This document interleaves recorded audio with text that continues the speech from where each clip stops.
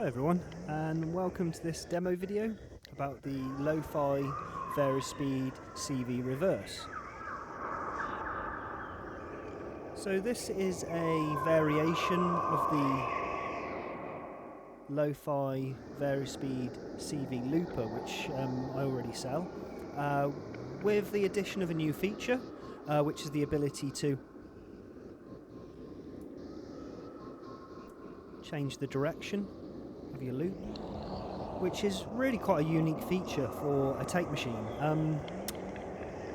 Whenever normally a tape machine goes backwards, the way it's done is not through the motor but actually through gears. So in order to kind of implement this idea, a lot of things have gone on behind. The motor's actually been gutted and modified to make it possible to go forwards and backwards, pitch perfectly. So if we swap the direction, we've got identical pitches. I've also updated the motor control from that standard kind of CV Looper version to make it possible to have a wider range. So now it'll go to absolute zero and stop. But we can also just go to kind of glacial speeds, slower than the original, and faster, which makes it possible to record at higher pitches and then downsample even more.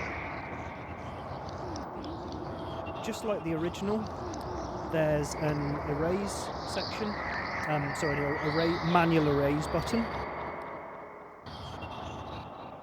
So we can create gaps in our tape loops.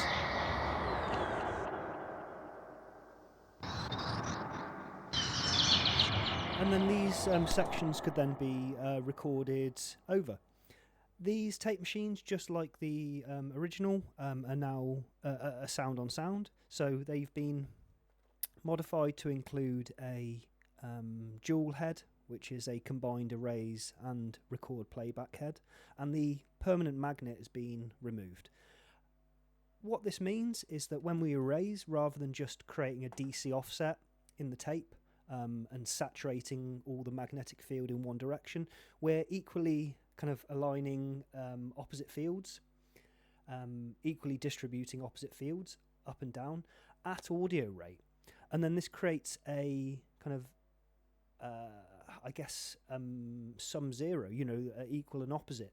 The two cancel each other out, creating something a lot closer to, what we would do, what's described as virgin tape.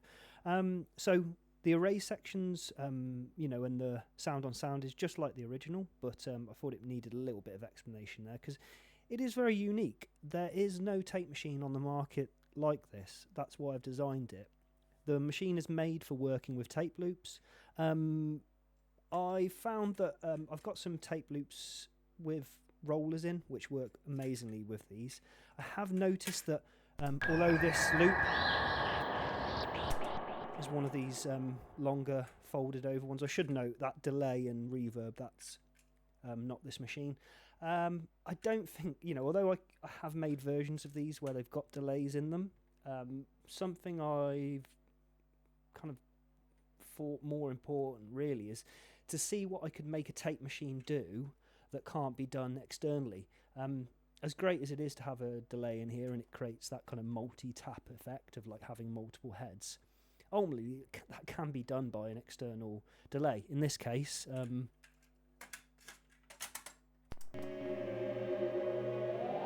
my space echo. Very lucky to have one of these. It just sounds beautiful. So yeah, I've tried to think, well, what can I make this do that other tape machines can't do? There is, to make things even more complicated, kind of a version between the two where I haven't added the what haven't I added? Oh, I'm getting confused now. No, sorry, there's an upgraded version of this, that's what I mean to say, where there's also these manual controls. I call this one the Varispeed beat match. The idea is it's got a kind of nudge, an offset, so you can manually nudge the tape speed forwards or backwards momentarily, and this is great for when you're trying to sync up loops. It will be possible if somebody wants these modifications on one of these, but I've only got a few of these bass units left now, so it made sense just to keep it simple. But if you're really interested in that, just send me a message and we can have a chat about it. But yeah, so there is a tape machine with pitch control, direction, and that was something I just wanted to show there. Sometimes with these loops, depending on which direction which side the tape's on, it will change whether they can go forwards and backwards, and that's just to do with the way the mechanism works when it's normally spooling a standard kind of full cassette. So what else is there to say? I guess, yeah, okay. I've upgraded the power supply on these reverse versions to these quite expensive Meanwhile bricks. These are £35 on some synth shop websites. So I hope you appreciate why this one is £30 more than the original. I've simply passed the cost of these on to you guys. I'm not making any more money. It's just a different version, really, of the original. Other than that, everything else is quite similar.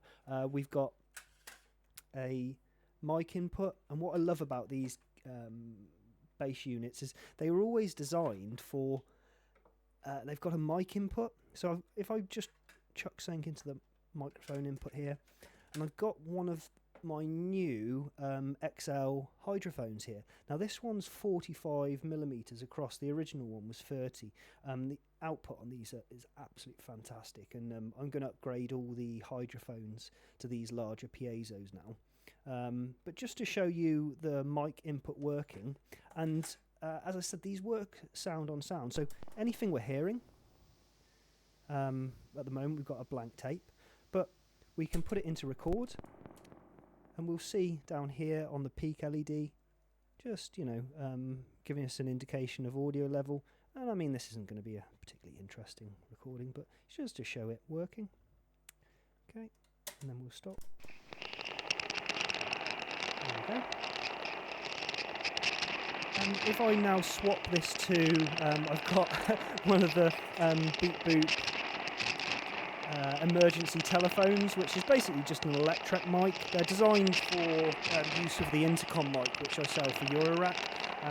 But we should be able to record over the top of those piezo sounds like this. And if we just give it a little speed wobble as well.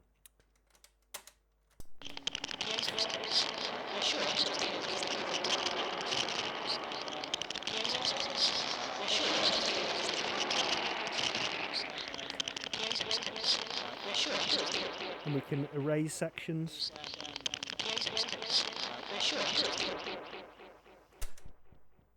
And if we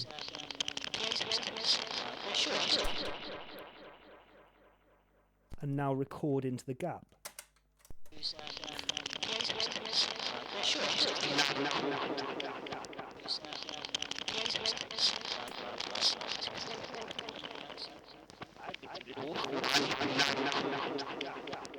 And what I love about this erase section is because it's built into the same head, it's almost immediate. Now if you're going in reverse, obviously you're going to be erasing after what we've heard. The tape is then moving this way. So in this way we can kind of prepare gaps for next time round. Like that. This upgraded power supply, it's 18 volts, it's capable of 3 amps, and the reason I've had to include that is so that we can switch the direction on a hairpin, which I went to see a couple of years ago Jerome Notinger play, which is a gig organised by Finley Shakespeare. Big ups for organising that, because that seeing somebody perform live with something like this was really inspiring. I think he had an Ampex tape machine, and there are ways to implement this mod on other tape machines, but only if the motor was designed to go forwards and backwards. Most tape machines, like I say, the motor was never designed to do that. So a lot of modifications gone into kind of making this what it is, and I hope people understand, why it costs what it costs. These take me a long time to make, and a lot of trial and error. Even when I'm building one up, they will be opened and retested several times, kind of trying to get to the final outcome. So yeah, I hope this is something people are interested in. I would like to carry on, developing ideas for modifying tape machines. So by buying one of these, you're going to, be supporting my work. In the future, I'll be moving on from these base units. I think I've got it within arm's reach. Just give me a sec. So I found a new base unit which looks like this, and I've been experimenting with the same modifications, and it's looking quite promising so far. I think they're going to end up being a similar price, but what's kind of cool about this is, unlike the original, I won't have to cut out the grill, protect the speaker. They look okay. I think the way that these looked before, it's not something that I would have wanted in my work, in my studio, or really even in my workshop. It looked like it belonged on like a secretary's desk. So I'm kind of happier with how these ones look and how they're working. So this is something to look out for in the future. But for now, I've got 5 of these available for £329, and that'll include a lapel mic and this expensive power supply. So if you've got any questions, just let me know. But for now, I think I've covered everything. What have I missed? I've always missed something. I think I mentioned this mic input. You can also put line level stuff into this if you really want to saturate and overdrive your input, but there's also an aux input. There is a way to use the USB section to play a MP3 from a USB stick, but it's not really what it's meant for. You can do some tricks where you either record from the speaker using this internal mic. I might not have mentioned that, although I've installed this erase switch. The internal microphone is still in there, but it's kind of hidden away and underneath all this. I could probably show that working now. So if we get this going, and then let's put it into record, and I'll just pick it up. So I'm definitely talking into it, and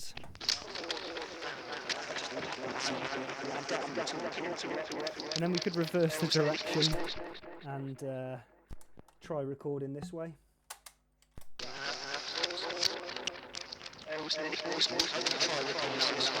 And I think this is something just incredibly unique. The way you can build up these kind of loops and compositions in a non-linear fashion, just keep recording stuff to the tape, switching direction, erasing sections, recording new bits in the gaps or on top, leads to something that doesn't really exist yet, and it's something that I've kind of dreamed about. I hope this is interesting for you. The other outputs, which I might not have mentioned yet, there's a through audio. This one doesn't have the mix section like the LOFI Varispeed CV looper. That section's kind of been taken over by this new direction switch. But in all honesty, I think that's not a bad thing.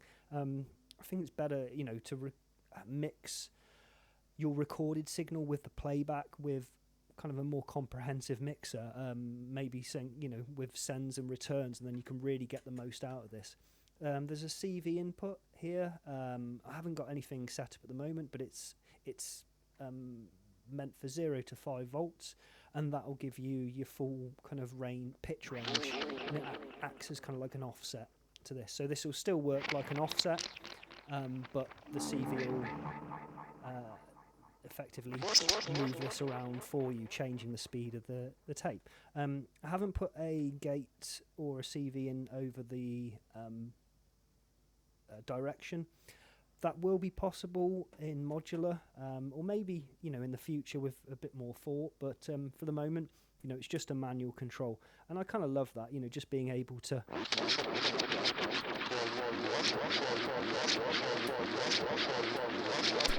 You know, if you can imagine. Actually, let's just see if I've got something around. MF Doom. There you go. Actually, no, for for YouTube purposes, this is not MF Doom I'm now playing, and we'll get that going maybe.